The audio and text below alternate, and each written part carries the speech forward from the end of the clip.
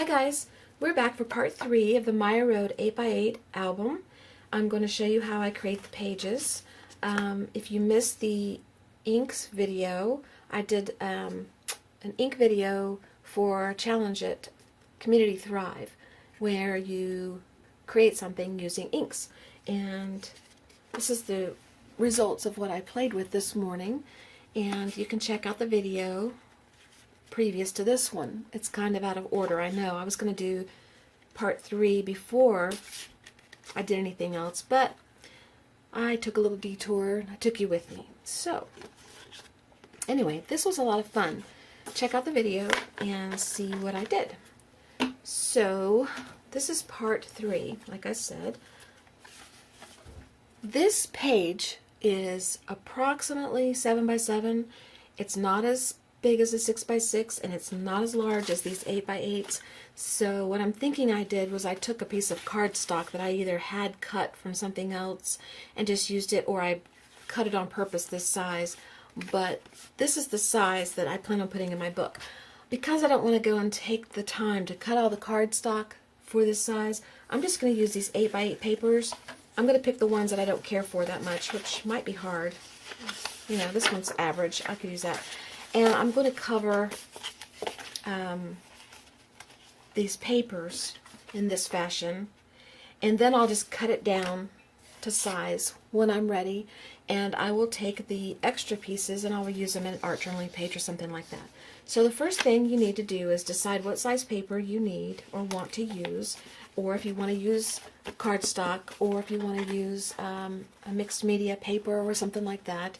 Anything will work. It doesn't really matter. This is a little flimsier, but by the time I get through layering papers, it's not going to make a lot of difference. And then the next thing you want to do, here's the album, is go through your papers. And I went through a bunch of my leftover scrap papers, and I just picked out a bunch of papers. There we go. A bunch of papers that, you know, they're just laying around, and I want to use my scraps because the box is getting too full. It won't close anymore completely, so we're going to use some of the papers out of here. The first thing I do is I take my paper, and let's see if that's the one I want to use. Yeah, I may have to go cut paper after all. I actually like these papers. But for this video, we'll start with this one because it's pretty average. First, what I do is, you're not going to see any of this unless you design it that way. I cover the whole page, so it doesn't matter if you choose to coordinate with this or not, because you're not going to see it. I just take papers that I like, and I'm just going to start tearing and laying them out in a fashion that I like.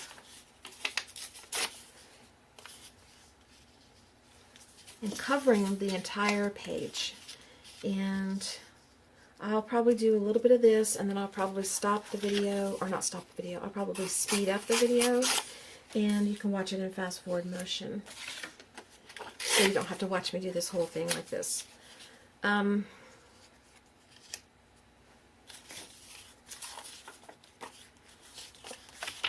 it's just a matter of choice, just a matter of what you like, what you want to use.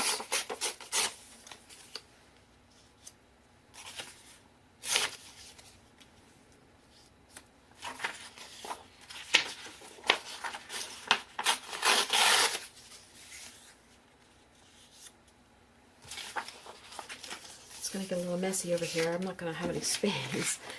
The tripod really gets in the way. And I won't remember the exact layout of this when I go to glue my pages down. And, you know, that's okay. You're just kind of trying to get an idea of where you want everything.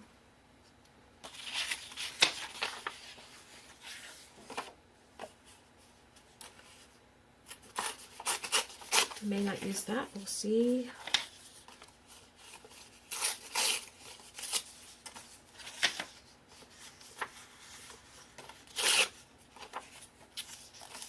Keep putting that aside because I'm thinking I might use it. I don't know.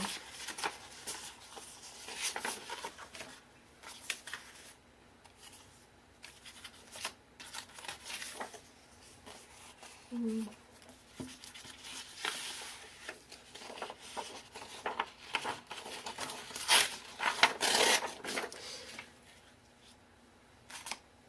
Okay. Anyway, you get the general idea. So I'm going to put the video in fast forward motion. I will finish laying out my pieces here, and then what I'm going to do is I'm going to take the Mod Podge and I'm going to adhere them to the main page, this 8x8 piece of paper. And I don't do a lot of Mod Podge on top of the piece because I'm going to come back in with stamps and crayon or whatever I choose and play with it. So, you know, just glue them down underneath the paper and don't put the Mod Podge on top. If you get it on top, it's not going to really make a difference, but I just don't. So, okay, I will put you in fast forward motion and I'll see you back here in a few minutes.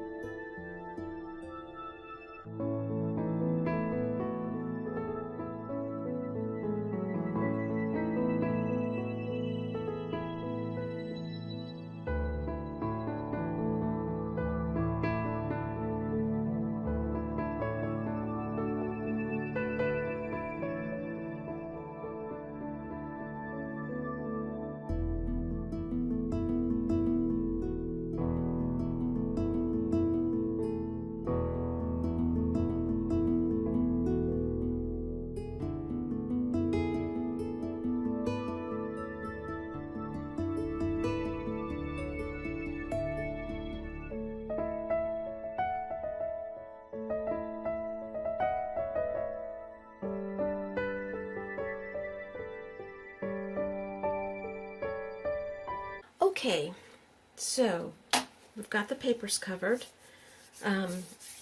It's not quite dry, but that's okay. I'm a mess, as usual. I don't know how you girls create with long nails, painted nails, manicured nails. I mean, look at this. I'm covered in glue. I can't keep my nails long. I had to I had to cut mine off just a little bit ago because just trying to do something, I chopped this one off and now I can't pick anything up very easily. But anyway, those of you that can do it, you are good, because I cannot do it. Alright, so this will dry, and I got glue on it. It didn't matter. It really doesn't matter. It's just not coated on top. And then I'll trim off the excess on the back. I'll go ahead and do that now using the Tim Holtz scissors. These will nothing will stick to these. It's like his mat. Nothing sticks to it, so the glue won't bother them. And after I've trimmed it up, I'll take the blow dryer to it, not blow dryer, the heat gun to it, and I will dry it up, and then I'll come back and show you the next things that I do to it. So I won't make you watch all this, okay? I will put this in fast forward motion, and I will be back to talk to you in a minute.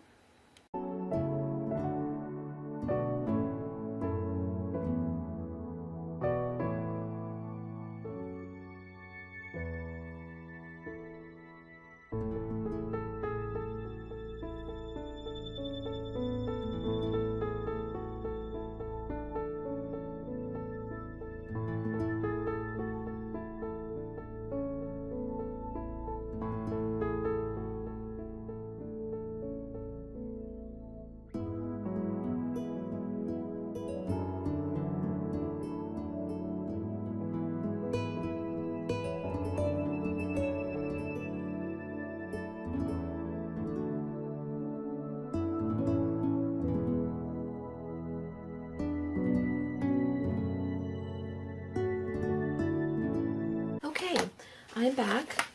This is pretty dry. Not completely, but pretty dry. I've got oil pastels out. Gelatos, they're in here. I'll pull those out in a minute. Some paint in different colors and some stamps in different types, you know, shapes that I like. And we're going to start embellishing this page. So, I'm going to put you back in fast forward again. And you can watch the process, okay? I'll see you in a little bit.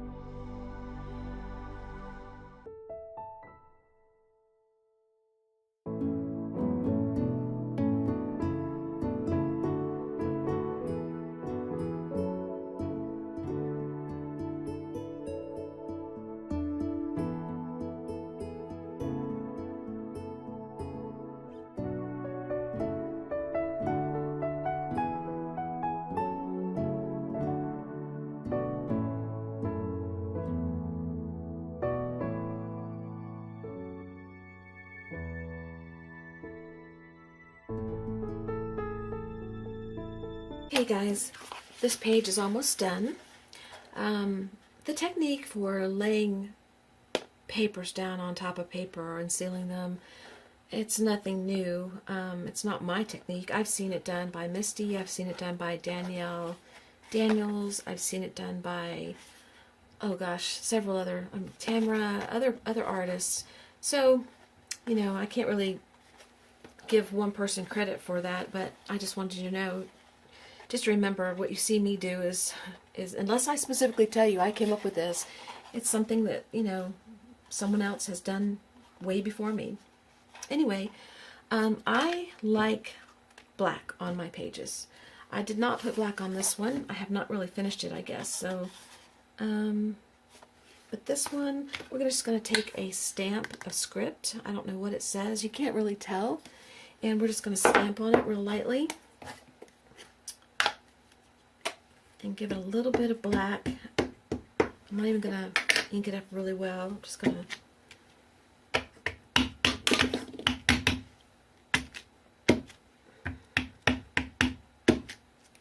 You can tell that I'm not really concerned where it goes.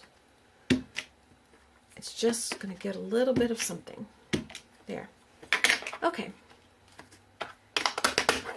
I consider this page done. That's all there is to that. And once I decide what's going on the page, I will cut it to fit the album. And I'll pull the album out so you can see it again. So you can see how it's going to go. Laid in this mess here. Still haven't decided about the ribbon. But I will cut it down. I'll pick the portions I like the best. Like, I really like this section here because of that white flower that's on the paper. I like that little white half heart. I like it over here too, but I probably would keep this side and this side, and I'd cut from the top and this side to fit it.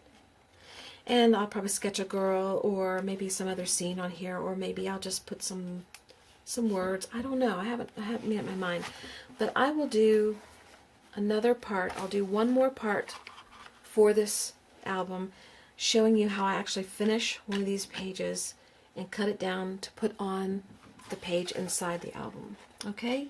So this gives you an idea where we're at, how far we've come. We've come a long way. We are almost done with this series.